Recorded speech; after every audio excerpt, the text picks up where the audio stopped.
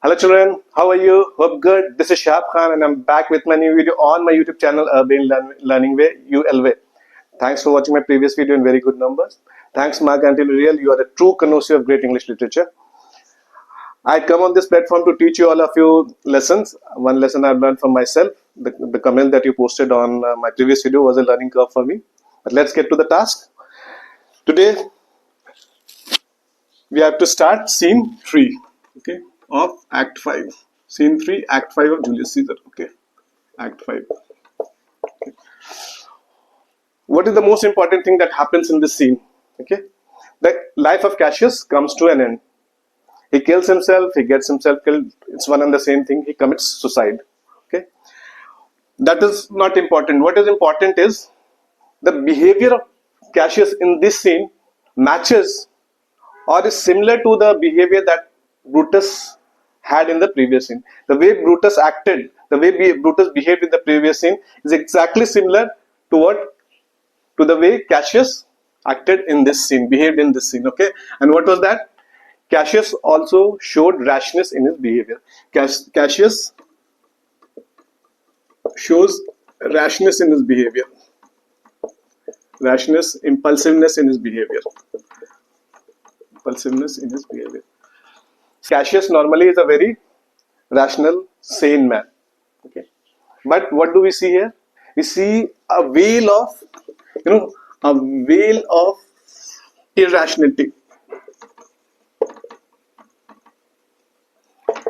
We see a veil of irrationality covering the normally sane and rational behavior of Cassius. Okay. Mark my words. I'm telling you to mark my words. A person like Cassius who could see beyond the obvious, as we had seen throughout the play, he could see what would happen if Antony was allowed to live, and we saw what happened. He could see what would happen if Antony was asked to speak was given the permission to speak at Caesar's funeral, and we saw the repercussions. And a person who could see beyond the obvious could not see the very obvious in this scene. Okay. And why that? Why did it happen? It happened again because of desperation, and that is why I am comparing the act of Cassius, the behavior of Cassius in this scene, with the behavior of Brutus in the last scene. Okay. Again, desperation drove him to impulsiveness and rashness. Impulsiveness and rashness, and he took the wrong decision of killing himself and rashness. And he took the wrong decision of killing himself. Okay, I'll explain how he took the wrong decisions when we read those lines. So let's start the text. So battle, Cassius and Titinius enter. Cassius, oh look Titinius, look the villains fly. Myself have to my own turned enemy. This insane hair of mine was turning back. I slew the coward and did take it from him, indicates his standard.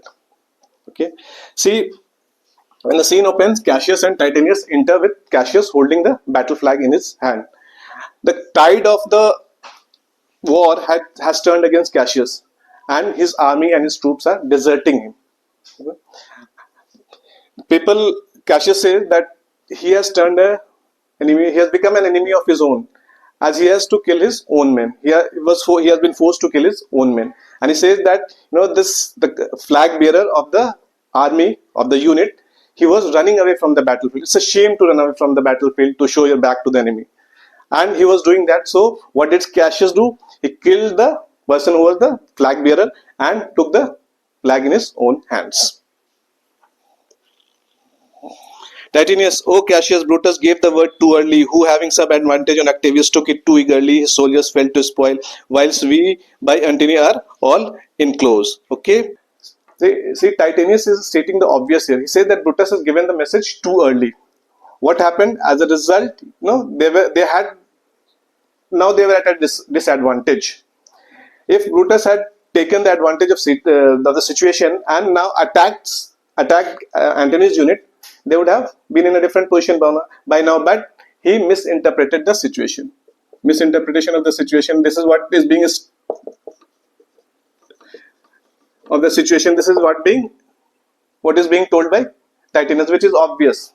Okay, and we will see how Cassius misreads the situation in this scene. Okay, Cassius misinterprets the situation in this scene. Otherwise, we normally know Cassius to be a very rational and who can weigh out the options and take the right decision. So the advantage that Brutus had gained over Octavius was lost, and Cassius' army got surrounded by Antony's unit. We had studied that in detail in the previous video. Okay. Pindarus enters. Fly further off, my lord, fly further off. Mark Antony is in your tents, my lord. Fly thereof, noble Cassius, fly far off. Now Pindarus enters the scene and asks Cassius to retreat back. Yeah? Now the war is being lost. The war is being lost. These are clear sentences that show that war is being lost. Pindarus tells Cassius to retreat back because the place where they had put up the camp, that has Antony's unit has reached that place, and they have taken siege of that place and taken control of the whole area.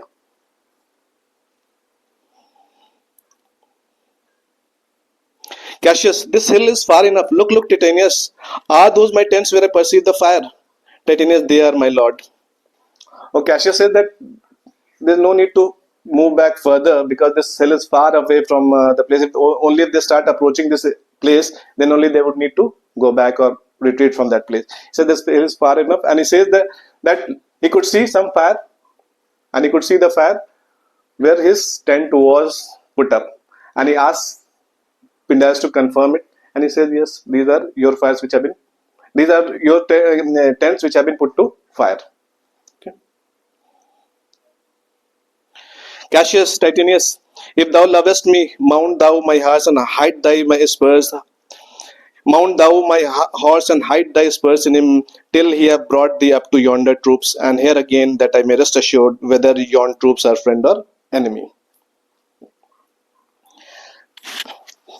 Cassius now is becoming totally desperate. He's become very desperate, very desperate to know. He wants to know what exactly is happening.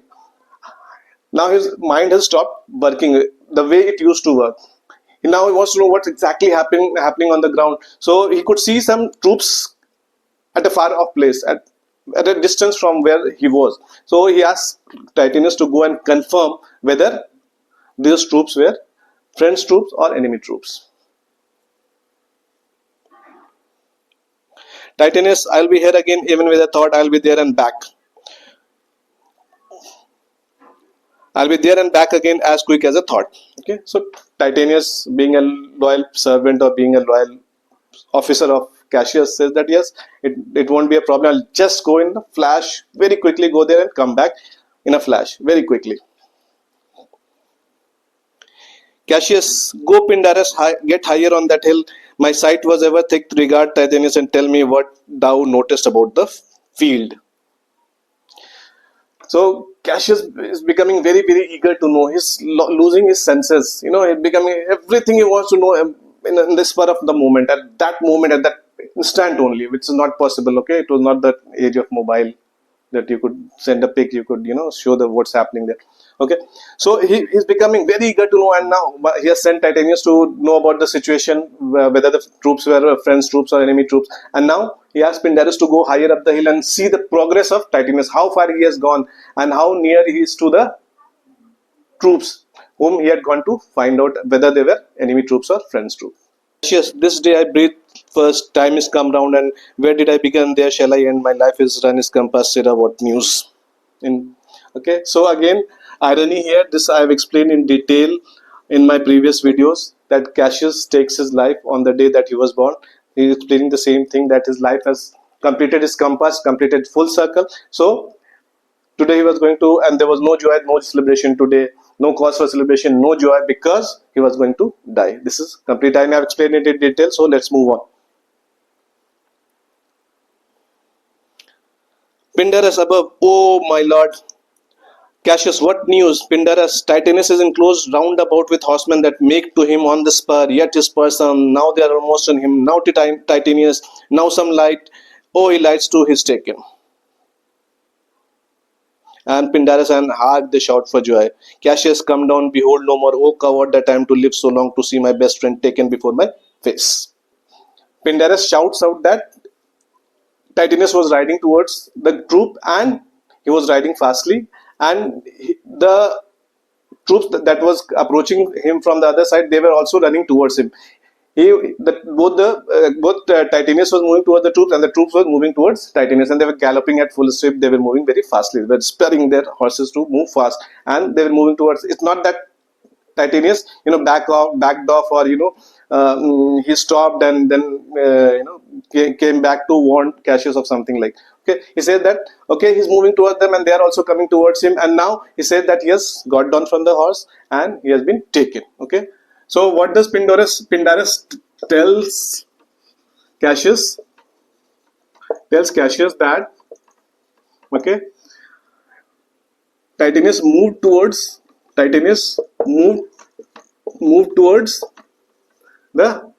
troops, and the troops also moved towards him. Okay, both moved towards each other. It was not that Titanus, on seeing the troops, came back. It was not that he started to fight them, but if they moved towards each other, and when they reached, he was surrounded by them from all sides, and when the troop reached him, he got down from the horse and he was taken, and they all shouted. This is what was reported by Cassius. This is what was all reported by Pindarus from the top of the hill. Okay, so what do we see here? This here I'll explain how Cassius, out of desperation, misinterpreted the whole situation. Okay, say why did Titanus move towards the troops? If they were enemy troops, he should have backed off and ran back as a true officer, as a loyal servant to Cassius, backed off and come and warned Cassius that they were enemy troops. And if they were friends troop, or as a soldier, if he had decided, okay, as a brave soldier, now there's no point in running back. Better die fighting rather than running away. Then also he should have fought rather than getting down. These all things, otherwise Cassius would have normally noticed and weighed down the options, analyzed the situation. But no analysis of the situation done. No analysis of the situation done by Cassius. Okay, he did not wonder why Titanus did not come back. Why he did not fight, why he alighted, he never thought, because he was desperate. As Pindarus told him that he was taken, he also understood it as being taken. So there was misjudgment on part of Cassius. This is what I was trying to explain. Okay, misinterpretation on the part of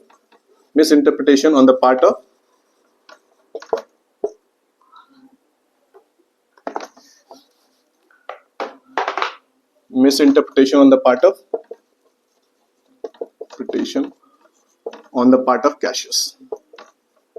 Okay, and normally a sane, rational person goes down. If he had thought about why he was moving towards them, why he was not running back, even if he got down, why did not he fight? Then he may have understood the whole situation, which he was capable of doing, but he did not do that. Okay, so there's a life lesson in it for all of us.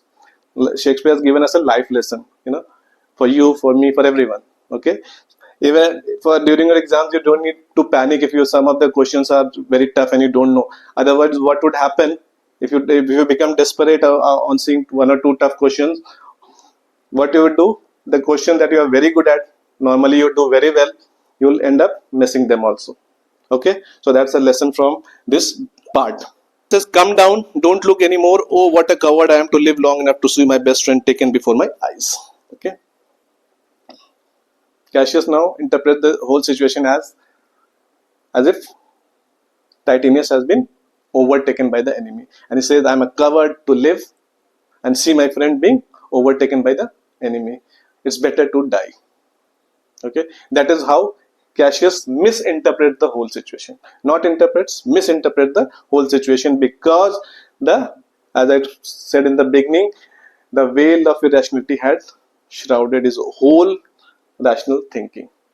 A man who was capable of seeing beyond the obvious, I'm repeating it, beyond the obvious, could not see the very obvious. Why did he move towards the approaching troop? Why did he get down? And why was there this shout? Okay. So children, that ends today's session. I hope you have understood the things well. If you have any doubts regarding the session, please post it in the comment section, and keep watching, keep liking, and keep subscribing to my channel. It's bye for now. Thank you very much.